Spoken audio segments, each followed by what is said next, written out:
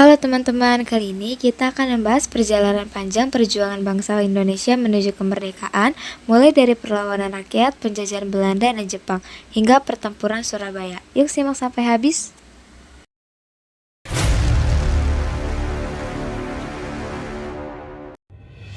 Pada masa penjajahan oleh Belanda di Indonesia, telah banyak perlawanan yang dilakukan oleh rakyat Indonesia dari berbagai daerah. Salah satu perlawanan rakyat Indonesia terhadap penjajahan kolonial Belanda adalah Perang Diponegoro. Perang Diponegoro atau Perang Jawa merupakan perang besar yang berlangsung selama 5 tahun dari tahun 1825 sampai 1830. Perang ini dilatar belakangi oleh kebencian rakyat Jawa terhadap atas penindasan yang terjadi di Tanah Jawa. Sesuai dengan namanya, perang ini dipimpin oleh Pangeran Diponegoro yang merupakan pangeran dari Kesultanan Yogyakarta. Indonesia untuk mengawasi kekayaan alam Nusantara guna kebutuhan perang dan industri, Jepang berkeinginan untuk mendirikan persemakmuran Asia Timur Raya.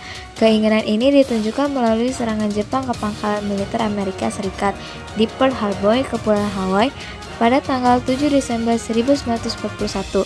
Penyerangan ini bertujuan untuk melumpuhkan kekuatan sekutu yang terdiri dari Amerika Serikat, Inggris, dan Belanda yang diperkirakan akan menjadi ganjalan bagi ekspansi Jepang Asia.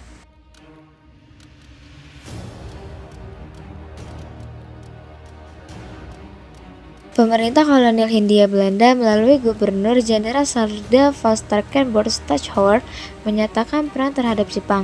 Jepang merespon tantangan tersebut dengan mengirimkan pasukan ke wilayah Tarakan Kalimantan Timur pada 11 Januari 1942. Keesokan harinya, wilayah Tarakan berhasil diduduki Jepang. Alasan Jepang pertama kali mendarat di Kalimantan dan bukan di Batavia dikarenakan pada saat itu salah satu kota di Indonesia yang memiliki kekayaan sumber daya alam, khususnya minyak, dalam jumlah besar adalah Tarakan. Sebelum Jepang menguasai Indonesia pada tahun 1942, Belanda lebih dulu menduduki tanah air sejak abad ke-17. Pada saat itu, Belanda telah menjadi Tarakan sebagai kota penting karena memiliki 700 mil minyak, penyulingan minyak, dan lapangan udara. Itulah mengapa penduduk Jepang pada awalnya dilakukan di daerah Tarakan, bukan di daerah Jawa, karena mereka memang membutuhkan kekayaan minyak bumi untuk membutuhkan perang Pasifik. Setelah menguasai Tarakan, penduduk Jepang segera merembet ke wilayah-wilayah Indonesia lainnya termasuk Maluku di kawasan timur Balikpapan dan Pontianak.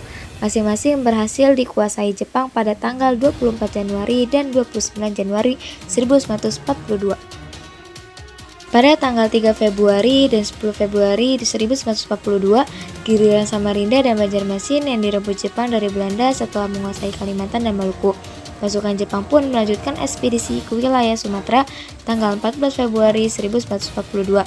Jepang mengarahkan pasukan payung untuk menduduki Sumatera. 2 hari kemudian, tepatnya tanggal 16 Februari 1942, Palembang dan sekitarnya berhasil diduduki. Keberhasilan tersebut membuat Jepang semakin bertekad untuk menguasai wilayah Jawa.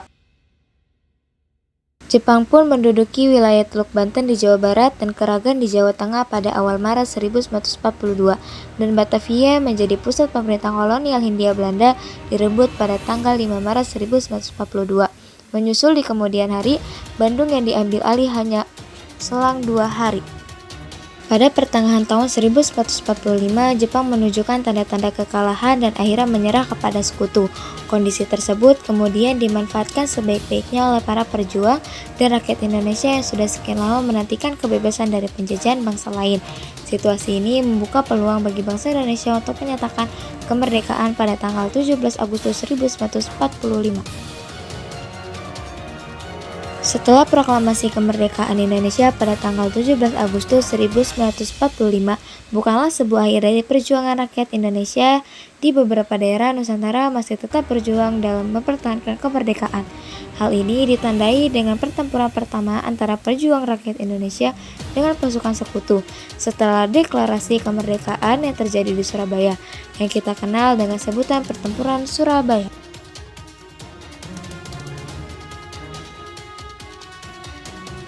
Pertempuran ini merupakan salah satu kejadian terbesar dalam sejarah Revolusi Nasional Indonesia, serta menjadi lambang dan bukti akan perlawanan Indonesia terhadap kolonialisme. Pihak Inggris sebagai bagian dari pertempuran ini memandang pertempuran Surabaya laksana Inferno atau neraka. Hal ini dikarenakan rencana Inggris yang ingin menguasai Surabaya menjadi terlambat 2 hari dari target waktunya, yaitu pada tanggal 26 November, yang disebabkan kegigihan para pejuang Indonesia yang ada di Surabaya. Walaupun pada akhirnya Surabaya secara keseluruhan tetap jatuh ke tangan Inggris, dengan adanya kejadian pertempuran Surabaya tersebut mengubah cara pandang atau perspektif efektif bangsa Inggris dan juga Belanda terhadap Indonesia.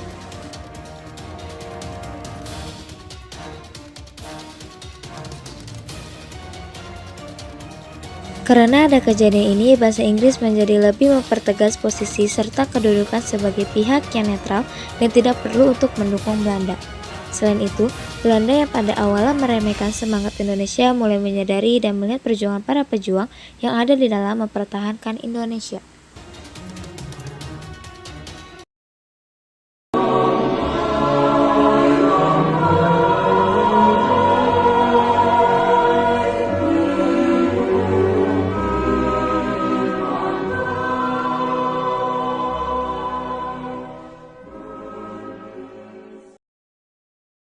Itulah perjalanan panjang perjuangan bangsa Indonesia menuju kemerdekaan. Semangat dan pengorbanan para pahlawan yang harus kita jaga dan lanjutkan. Dan jangan pernah lupakan sejarah. Sampai jumpa di video berikutnya. Bye!